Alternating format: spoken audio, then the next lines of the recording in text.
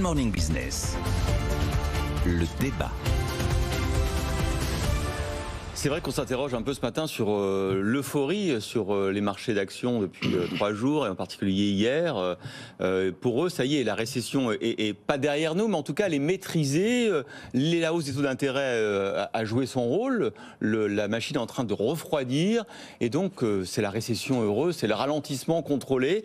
Est-ce que les marchés vont pas un peu vite en besogne, Nicolas Dose ? Je vais faire comme Jean-Marc Daniel, je vais faire 3 remarques. La première, c'est que je me méfie de la volonté de vouloir expliquer de manière rationnelle et raisonnée des mouvements de marché qui sont capables de faire du -3, du +3 en 3 jours. C'est vrai. Quand même là, c'est la principale d'ailleurs explication que j'apporte. Après, effectivement, si on essaie de comprendre le mouvement d'hier, en résumé de ce que vous venez de dire, c'est ça va mal, donc ça va aller mieux. Ouais. Les rendements obligataires reculent, le dollar est remonté, le dollar a baissé, l'euro est remonté. On voit que on a eu des indices de baisse d'activité manufacturière à la fois aux États-Unis et en Europe. Ça y est, c'est bon, on a calmé la demande, on a calmé l'économie. Sous-entendu, eh bien, comme ça va mieux sur le front de la surchauffe de l'économie, l'inflation va se calmer. Comme l'inflation va se calmer, eh bien, les banques centrales vont faire une pause, ou alors elles vont ralentir, donc on peut recommencer à prendre du risque. Voilà. Ça, c'est la deuxième observation qui peut me permettre d'expliquer un petit peu pourquoi on a ces mouvements. Enfin, en Europe, c'est des hausses de plus de 4% à plus de 3% en fonction des places. Et le troisième élément, c'est que je regarde les déclarations des responsables de banques centrales hier. Il y en a eu 2 principalement. François Villeroy de Galhau qui dit on va augmenter les taux autant que nécessaire, tant qu'on n'aura pas endigué l'inflation sous-jacente. Ouais. C'est l'inflation en dehors des prix volatiles, et notamment des prix de l'énergie. Alors effectivement, il ajoute que peut-être, en 2023, le rythme de hausse de taux ralentira. Le rythme ralentira. Mais les hausses de taux sont toujours là. C'est quand même pas un discours de banquier central qui m'explique que c'est bon, la Fed peut recommencer parce que tout va mieux.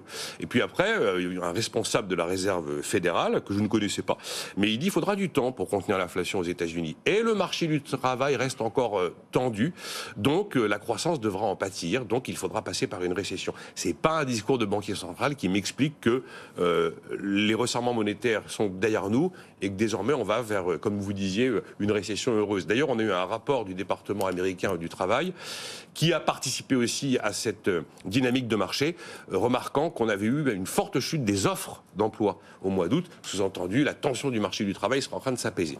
Mis bout à bout, toutes les bonnes nouvelles sur 24 heures peuvent faire comprendre l'attitude des marchés, mais encore une fois, réussir à expliquer de manière rationnelle et raisonnée des mouvements de marché en 3 jours, méfiance. Jean-Marc, en fait, on n'en sait rien de ce qui s'est passé hier. On en reste, c'est le retour de Madame Irma. Je ne suis pas Madame Irma, toujours pas. Mais est-ce qu'on peut quand même envisager, comme le pensait Marché, un scénario de sortie de récession contrôlée et maîtrisée? Écoutez, je vais faire 2 remarques, puisque dans les 3 remarques que je dois faire, Nicolas a fait la première remarque que je voulais faire. C'est-à-dire que les marchés, vous savez, c'est à courte vue, et ensuite l'attitude et le comportement de l'évolution des cours est surtout expliqué a posteriori, plutôt qu'a priori.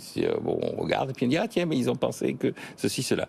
Bon, mais si je reviens, il y a 2 éléments que je trouve importants. Le premier élément, c'est effectivement le débat sur l'efficacité des politiques monétaires. C'est-à-dire que je pense que sur le fond, on est en train de sortir de la période de ce qu'on appelait la grande modération. C'est ce que je dis. C'est-à-dire qu'il y a eu une période où la politique budgétaire était considérée comme étant l'alpha et l'oméga de tout ce qu'il fallait faire. Dans les années 90, c'était la théorie de la grande modération. Les banquiers centraux avaient la maîtrise de tout ce qui se passait. Et je pense qu'il y a une espèce de découverte à la fois heureuse et malheureuse qu'ils ne sont pas des gourous. C'est-à-dire qu'à part, si vous avez compris ce que j'ai dit, c'est que je me suis mal exprimé, ils n'ont pas une maîtrise totale de la situation. Et donc, face à une inflation qui est essentiellement importée, liée à des considérations géopolitiques, l'arme qu'ils utilisent, les taux d'intérêt, n'est pas forcément la bonne arme. Et donc, ils sont en train de se dire que c'est peut-être pas la peine de provoquer artificiellement une récession qui ne répondra pas aux exigences instantanées de l'économie. Et donc, je pense qu'il y a chez les opérateurs de marché, c'est des analystes, cette idée que, effectivement, la hausse des taux est arrivée à son maximum, parce que, comme le disait Stiglitz dans l'article dont nous avons eu l'occasion de parler, certains taux sur le taux à long terme sont arrivés au niveau de taux d'intérêt égal taux de croissance, avec des cas où, au contraire, même on est au-delà, et l'Italie étant le cas le plus typique.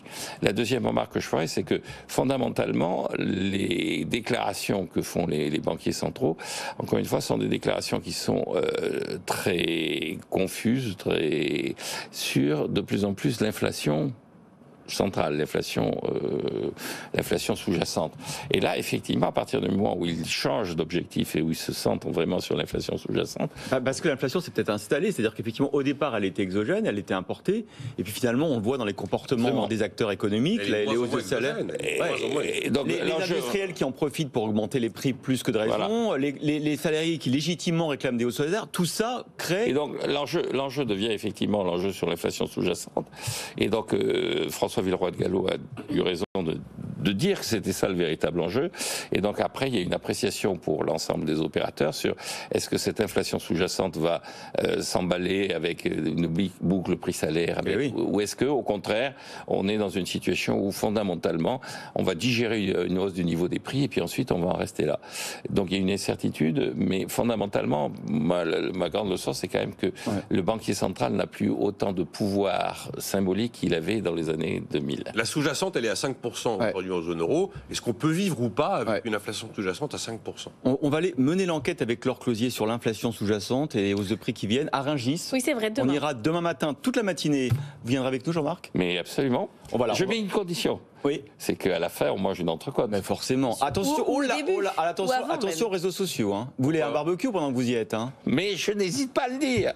Vous avez vu un créateur de viande de synthèse tout à l'heure sur ce plateau, qui à partir d'un œuf d'oie fait du canard. Du vrai canard avec des cellules animales, sans souffrance animale, c'est pas mal. Vous lui dites ça, il ira jamais à Rungis. Oui, il y aura des vrais problèmes. Je me demande si je vais aller à Rungis alors. À bientôt, à tous les deux. Tout de suite, à demain. Tout de suite, on va parler retraite. À demain même. Non, à tout à l'heure. L'édito, 7h50, n'oubliez pas. Ah, très bien. À tout à l'heure.